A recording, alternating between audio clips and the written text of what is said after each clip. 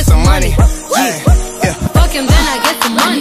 I need face, I need brain, concentrate. I perform product case, killer weed, rock a lace. Fuck the mode, buy the ace, fuck the gold, drive a rave, get some money, fuck the rollie, patty face. My career taking off, these hoes jogging in place. Where these hoes on their mouth, how these hoes out of shape. Speaking on the whole cultural elements, Harlem Shake is a black art form and dance.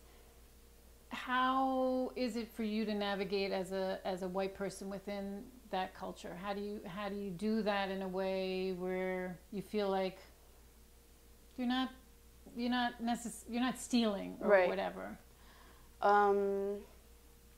That's a difficult question because that's a big topic in my head right now these days.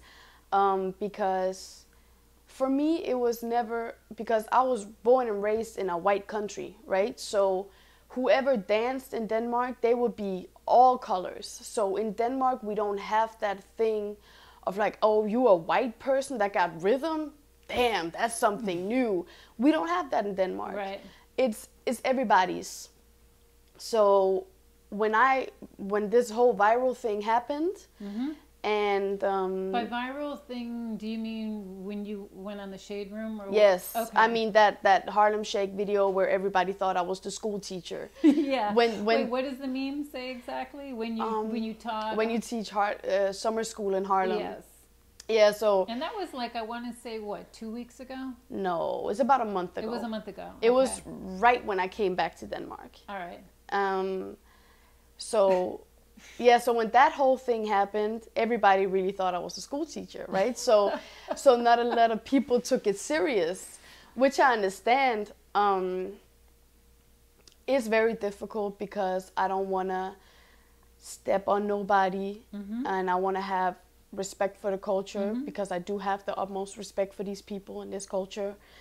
And right now, the industry or whatever people is seeing something new because they're seeing a white person doing this. And there has been white people Harlem shaking and getting light in the past, but not in the spotlight as I am right now. So when that happened, I was very afraid, or not afraid, but I was like, damn, I really don't want this to become a thing again of like white people stealing black culture and getting the fame of it. Because like, what about my teachers? What about my Harlem Shaking teachers that has done this for 10 plus years and that actually quit or had to find other ways of living because it didn't pay off because people didn't want to pay for it. And now people want to pay me to do it. So I feel like it's difficult. I'm not going to lie. But at the end of the day, it's dancing. And the people that know me, the people that are around me, the people that I learned it from, they know I do this from the heart. They know I don't do this to get paid. I don't do this to get fame. I had 600 followers before this. Like, I had 600 followers, and I would just post whatever videos I think was cool. And I didn't really care too much about followers or likes or whatever, all of that. And then it just happened out of the blue. And now it's like, I was still gonna post the stuff that I think is cool. Like, I can't, you know? So at the end of the day, I'm doing this with love, and I think people will notice that and see that if they keep following me, and they'll see that I do many different styles, not only Harlem Shaking. But it's definitely, I mean, I don't... It's a tricky navigation. It is. But I think realizing it's tricky is half the battle, you know? Yeah, and also just being honest with everybody in the culture. Like, I know this is an issue. Yeah. I'm aware that this is an issue. I'm not naive, or I'm not like, oh, white people stealing black people culture. I never heard about that before. Like, right. I'm not naive about that topic. I know it's a very serious topic, and I have a lot of friends that have suffered under this. So in that matter, it's a very sensitive subject for me and my friends and everybody around me in this culture. So I definitely want to say that I am aware of it, and I know it's a big deal, and that's why I'm trying my best to just do me, and hopefully people will like it, and if they won't, you know, that is what it is. And I'm ready for whatever people has to say. Like, when people write me about cultural appropriation, I tell them, here's my number, give me a call. Let's have an actual conversation about this. Because again, if you don't know me, you look at my Instagram, you're like, oh, this white girl, she just stole some shit and now she's getting lit off of it. So if people don't know, I've been out here busting my ass for 17 plus years for this. So I'm always down for an actual conversation about this, because it's an important topic and it has to come out in the light. Okay. Yeah, I mean, I think it's, as long as people are willing to keep an open mind and talk to each other and be respectful, I think that's so critical. Yeah. On the topic of going viral, A$AP Ferg featured you on his Instagram account dancing to his latest single. What's the name of his single again? I can't. Plain Jane. Yeah, that song is amazing. Yes, it is. How did that come about? Well, that come about because a Harlem Shaker called Tweek, he posted my video, not the viral one, but the one I posted right after that, like as of me doing to special delivery.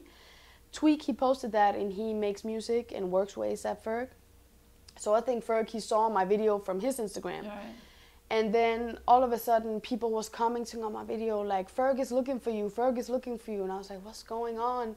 So I went on his Instagram, and he put me on his Instagram story, and he said, I need this girl in my next video. Okay. So I hit him up, and I was like, hey, that's me.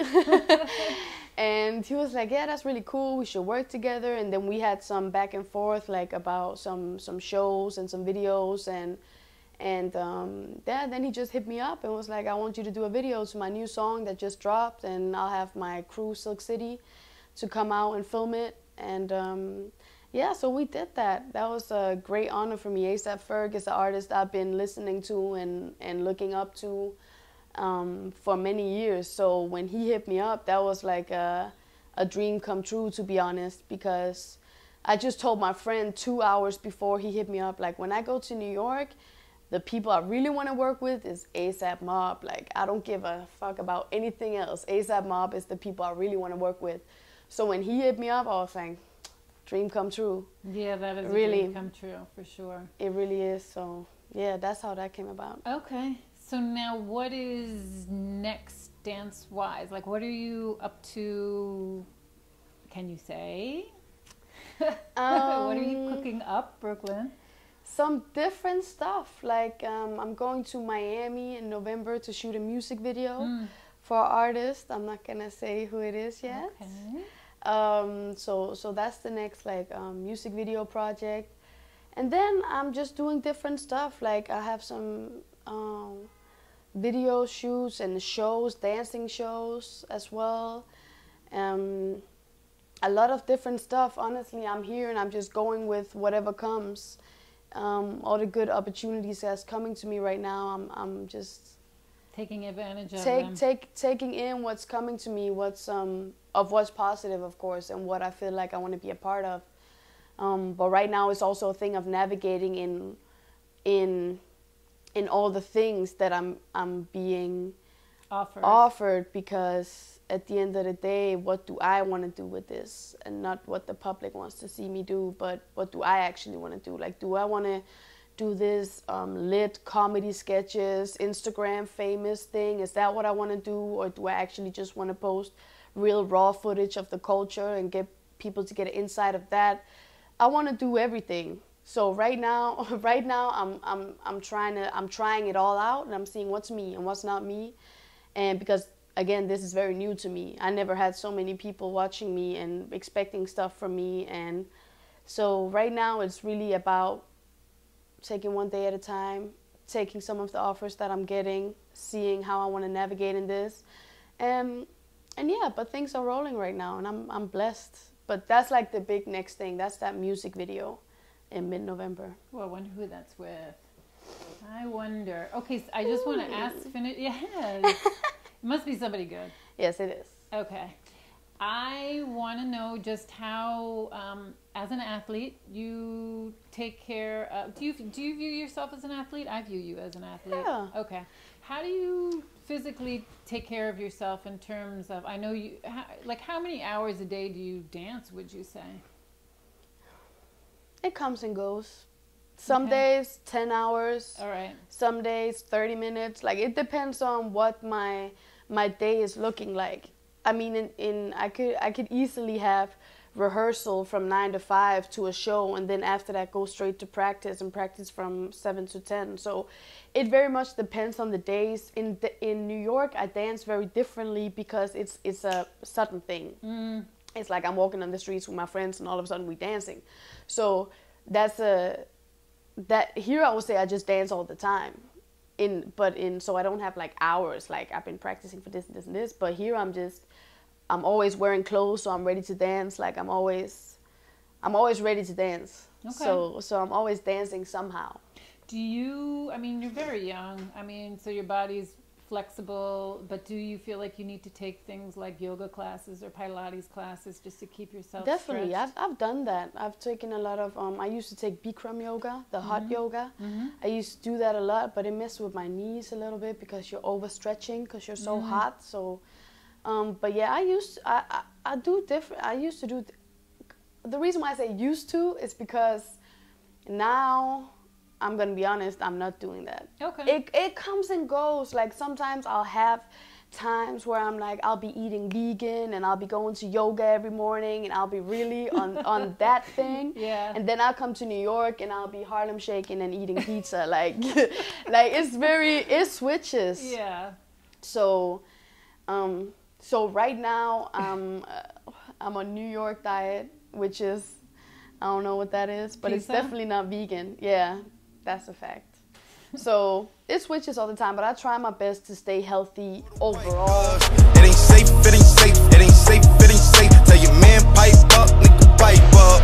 And advance from the safe in your face where you say money bands turn the shit into a nightclub.